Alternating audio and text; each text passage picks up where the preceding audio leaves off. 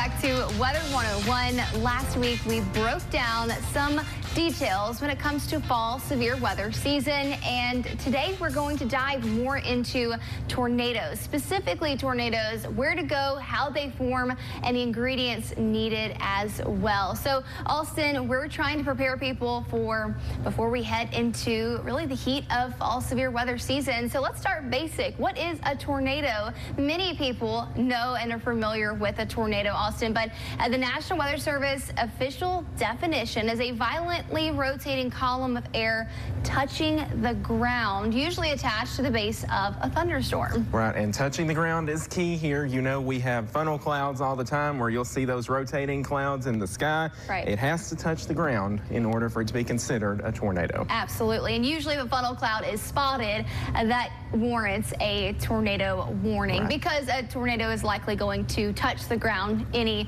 moment. But of course, how do these storms form? Well, Austin, we talked about the ingredients for severe storms. We need moisture, we need instability, we need lift, and of course we need wind shear. But we're really going to dive into tornado genesis here. Right. And so how a tornado forms, we start with our surface winds, and this is where that wind shear comes in. So we've got strong upper level winds, we've got differences in speed and wind direction, which with height, which causes rotating columns of air. That's how you get the spin needed for these storms to develop.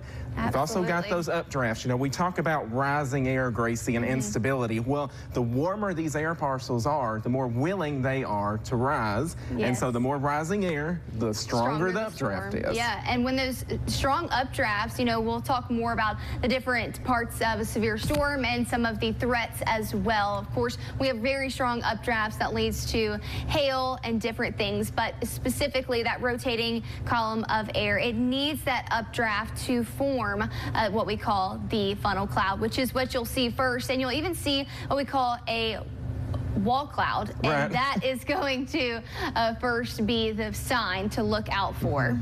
So once we get that wall cloud, then you'll see the funnel cloud slowly making its way towards the ground. And we already talked about that definition, Gracie. Just because you see a tornado or a funnel cloud, just because you see rotating clouds, does not mean that it is a tornado. It's only a tornado if it touches the ground. Absolutely, but the most important thing we've really dove into the details and the science behind tornadoes, but we want you to know where to go and what to do when a tornado is nearby, or of course when you get those tornado warnings. The immediate thing you need to do is act. So where do you go in a tornado? Let's first talk about the worst possible options: mobile homes, vehicles, or underneath an overpass. You always need to find a better place to be. Still though, some bad options, those include large rooms or gyms. Yeah, and we talk about these worst options. Mobile homes, the fall severe weather season, the South is leading in tornado deaths, unfortunately. We talked about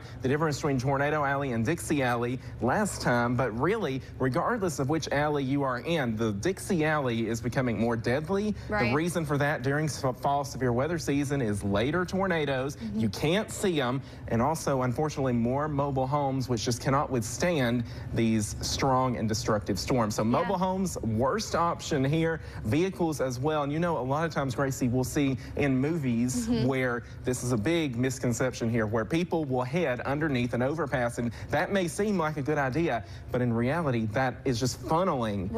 The air that is being blocked by that overpass is going below, so you're getting stronger winds below. That's a misconception we really want to debunk for a lot of people, because if you happen to be out on the roads, the best place to be, and not underneath an overpass, but actually in a ditch. That sounds really bad. The lowest place you can be, a ditch, is likely going to be your best option there. Covering your head, covering your extremities as well, protecting yourself as best as possible. So I'm really glad that you went back to mobile homes and vehicles, because we do not want you in any of those when a tornado strikes. Bad options, though, still include a gym or a large room or even prefabricated structures. But of course, we want to talk about where we want you to be in best case scenario. And we say it all the time, the lowest level the most interior room. You want to put as many walls between you and the outdoors as possible. For a lot of people, that's going to be a bathroom or a closet or underneath a stairwell, something like that. Right. Now, if you have a basement, that's great, but we know that most people in Mississippi do not have basements. Yes, even a storm shelter, very, very good option there.